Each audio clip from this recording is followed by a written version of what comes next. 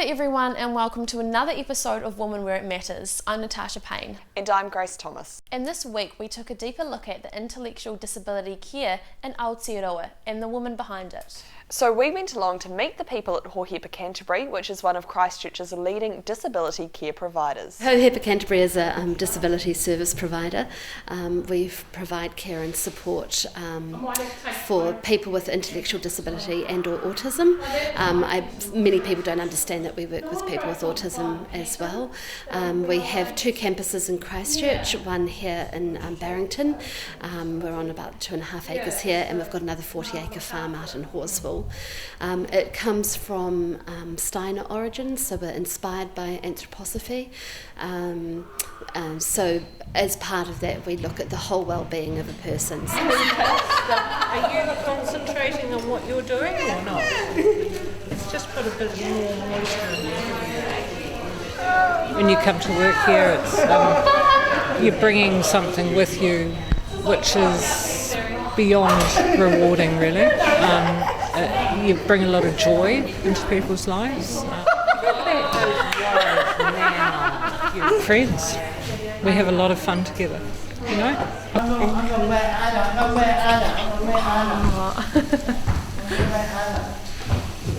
Oh! Yours has got an interesting pattern, hasn't it? Yes. Are you a good singer? Oh, yes. Oh, that's Yeah. good. Yes, we do singing once a week. You've got fantastic people we support, and we're supporting about 130 of the most vulnerable people in the Christchurch community. And then the staff, we've got about 170 staff, so it's a very diverse place to work. Excuse me, Denny.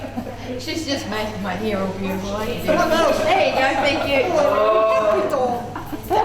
Beautiful. There's lots of laughter, lots and lots of laughter, which is a really neat thing to come into to work each day. To know that each day is going to be really different, and each day is going to be quite fun as well. This one's in the process of getting made. Oh, I'm making it for little babies. cute. You're pretty good at knitting, aren't you? Yeah, She's very good. I'm quick. And how long have you done it for? I started it last week. Oh, are you already this good? Yeah, nearly finished. Oh, wow, look at you. There's the pattern here. Right. There's the pattern. Right. So why did you choose to use purple? Because that was the wool I gave her. Yeah, Rose gave me the purple colour. Nice. Unsung heroes everywhere in this industry, and are the people that you least expect, and are the quiet ones that work tirelessly in the background forever and ever. The volunteers, the people that just come in to spend time and share what they have to give. It's really rewarding. We are now joined by Anna Trelise, who is the General Manager at Hohepa Canterbury. Thank you, Anna, for joining us today. Are you able to tell us a wee bit about what Hohepa does? So for over 50 years, Hohepa has provided supports and services here in Canterbury to people with an intellectual disability. Mainly that means people flatting together in homes that we provide support into, but we also offer programs during the day and supported independent living. And why is Hohepa so different in what it does? There's a lot of reasons why Hohepa is really different. So we are based on the philosophies of Rudolf Steiner, anthroposophy, and what that gives us is the impulse to work with people as a whole human being. That means that we see everybody as having a free spirit, free of their disability and all the other encumbrances that come with being human. So we try to work with people to make sure that every life is fully lived. Why do you think it's important to have places like Hohepa in New Zealand? I think that all of us at different points in our lives need support with something. So I have a coach for Pilates, for example, or you think about the All Blacks as a highly successful team. They've got coaches for every aspect of the things that they do. So when we think about people with a disability, often they'll need a bit more support to achieve the same outcomes that you or I might be looking for. And I think that's a really important part of ensuring that all New Zealanders, I think, get an opportunity to live life the way that they want to. In a recent study or survey, which was done in 2013, it showed that the number of disabled people is actually growing throughout New Zealand. Even though this is happening, do you think they are still misunderstood or underrepresented?